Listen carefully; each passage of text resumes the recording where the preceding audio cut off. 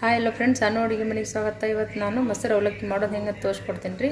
First ಇದು ಅವಲಕ್ಕಿನ ಒಂದು 150 gram ಅವಲಕ್ಕಿ ತೊಗೊಂಡಿನಿ ರೀ. ಇದನ್ನು ತೊಳ್ಕೊಂಬಿಡೋಣ್ರಿ ಒಂದೆರಡು ಸಲ. ಹಾಯ್ ಹಲೋ ಫ್ರೆಂಡ್ಸ್, ನಾನು ಅಡುಗೆ ಮನೆಗೆ ಸ್ವಾಗತ. ಇವತ್ತು ನಾವು ಮಾಡ್ತಿರೋದು ಮೊಸರು ಅವಲಕ್ಕಿ. 1 ಪಾವು kg ಅವಲಕ್ಕಿ ತೊಗೊಂಡಿನಿ ರೀ. ಇದನ್ನು ತೊಳಿಬೇಕು ಒಂದೆರಡು ಸಲ. ಹಸಿಮೆಣ್ಸಿನ್ಕಾಯಿ ಒಂದು 4 ಹೆಚ್ಕೊಂಡಿನಿ ರೀ. ಕೊತ್ತಂಬರಿ ಒಂದು ಅರ್ಧ ಲೀಟ್ರ್ ಮೊಸರು ತೊಗೊಂಡಿನಿ ರೀ. ಉಳ್ಳಾಗಡ್ಡಿ ಒಂದೆರಡು ಮೀಡಿಯಮ್ ಸೈಜ್ ಸಣ್ಣಗೆ ಹೆಚ್ಕೊಂಡಿನಿ. ಗೋಡಂಬಿ ಕರಿಬೇವು ಸಣ್ಣ ಕಟ್ ಮಾಡಿ ಇಟ್ಕೊಂಡಿನಿ. ಒಂದೆರಡು ಸಲ ತೊಳೆದು ಇಟ್ಕೊಂಡಿನಿ ರೀ. ಇದು ಅವಲಕ್ಕಿ ನೆನಿಲ್ಲ ರೀ. ಅಷ್ಟರೊಳಗೆ ಒಗ್ಗರಣೆ ಹಾಕ್ಕೊಂಬಿಡೋಣ್ರಿ. 2 ರಿಂದ 3 ಸ್ಪೂನ್ ಎಣ್ಣೆ ಹಾಕ್ಕೊಂಡಿನಿ ರೀ. ಸಾಸಿವೆ ಹಾಕ್ಕೊಳತ್ತೀನಿ, ಸ್ವಲ್ಪ ಜೀರಿಗೆ ಹಾಕ್ಕೊಳತ್ತೀನಿ, 1 ಸ್ಪೂನ್ ಕಡಲೆಬೇಳೆ ಹಾಕ್ಕೊಂಡಿನಿ, ಉದ್ದಿನಬೇಳೆ,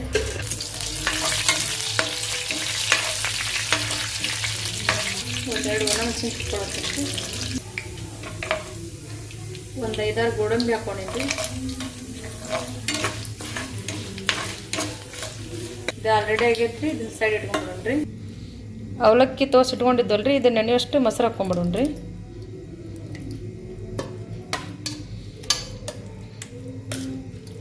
ಸ್ವಲ್ಪ ಜಾಸ್ತಿ ಮೊಸರು ಬೇಕಾಗ್ತೈತ್ರಿ. ಅವಲಕ್ಕಿ ನೆನೆಬೇಕದು, ಒಳಗೆ ಮೊಸರು ಹೀರ್ಕೊಳ್ತೈತಿ.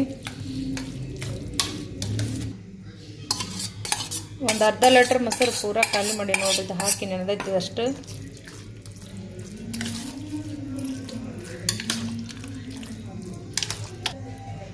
ಹಸಿಮೆಣ್ಸಿನ್ಕಾಯಿ ಹಾಕ್ಕೊಳತ್ತೀನಿ ರೀ. ಉಳ್ಳಾಗಡ್ಡಿ ಹೆಚ್ಚಿಟ್ಕೊಂಡಿದ್ನಲ್ಲ ರೀ, ಅದು ಹಾಕ್ಕೊಳತ್ತೀನಿ. ಕರಿಬೇವು ಅಂದರೆ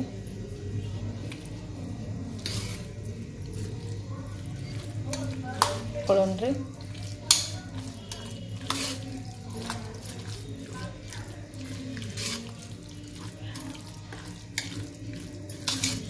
ರುಚಿಗೆ ತಕ್ಕಷ್ಟು ಉಪ್ಪು ಹಾಕ್ಕೊಳತ್ತೀನಿ ರೀ.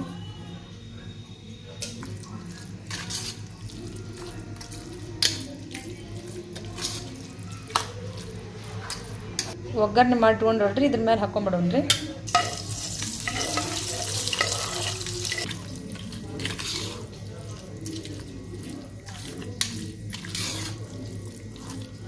ನಿಮಗೆ ಜಾಸ್ತಿ ಮೊಸರು ಬೇಕಂದ್ರೆ ಇನ್ನೂ ಸ್ವಲ್ಪ ಸೇರಿಸ್ಕೋಬೋದು ರೀ. ನಾನು ಇಷ್ಟ ಆಗಿಬಿಟ್ಟಿನಿ ರೀ. ಈಗ